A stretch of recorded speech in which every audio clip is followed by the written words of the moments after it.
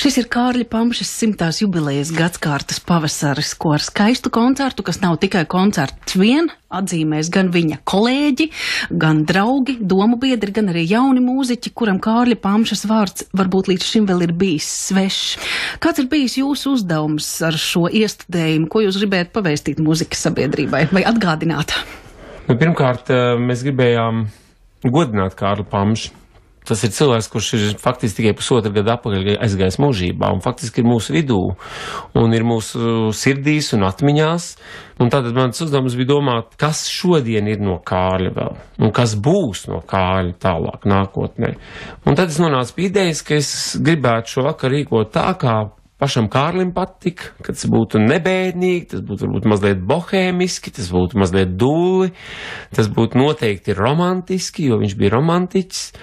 Un tad tā ideja par to, ka faktiski vismaz 1/4 daļa uzveduma ir ekrāns. Ekrāns ir mums gan kā scenogrāfija kalpo, ekrāns kalpo gan kā atmiņas, un ekrāns pienes arī to pienesumu šodienā.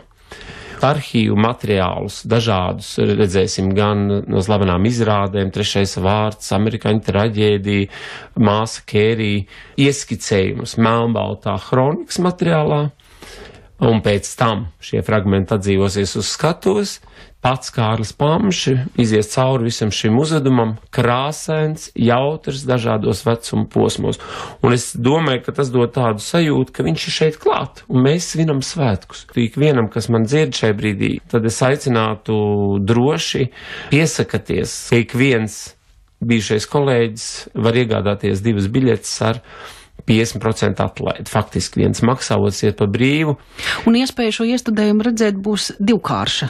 Jā, pirmkārt, mēs dodamies 31. martā uz Madonu. Tāpēc, ka Kārlis Pamšs nāk no Madonas puses. Viņš nāk faktiski no Dzelzavas.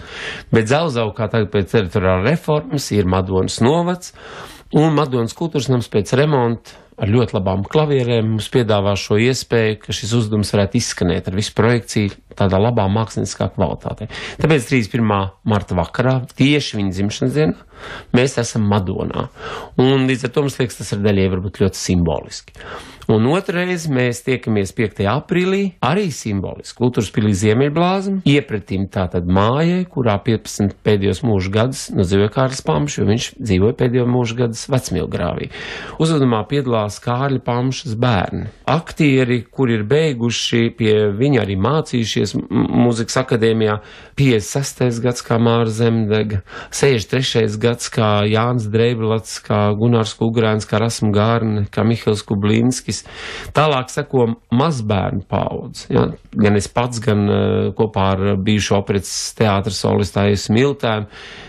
Tālāk nāk mazbērni. Un tie mazbērni gan ir tie, kas faktiski neko par Pamšu nav dzirdējuši. Un tikai faktiski tagad viņi iepazīst. Un arī viņiem, skatoties mēģinājumā ar kādu interesi, viņi skatās šos kronikas materiālus, viņiem Pamša kaut kādā veidā atklājas. Kā tāds interesants, homolīgs onkuls, ar kuru nav garlaicīgi, kurš nav didaktisks. Un tur būs tāda ļoti laba sasaist, jo epizodes, kas saistās ar to, ka Pamšs bija pedagogs, ienesīs tieši Vokālās akadēmijas studisti, kuriem ir 16 gadi. Un repertuārs, teiksim, trejmeitiņas, kuras Pamšs iestudēja operetes teātrī 2 reizes, 71. un 79. gadā, un otrais tad, kad ienāca teātrī viņa izaudzinātais operetes teātra kurs, atkal atdzīvosies uz skatuves. Tad mums tomēr arī ir atbalstījuši izdevniecību Jumau, kas par godu šim veido tādu bibliogrāfisku programmiņu, kur cilvēks gan varēs izlasīt, kas piedalījās, gan kas tie bija pa fragmentiem, bet arī to,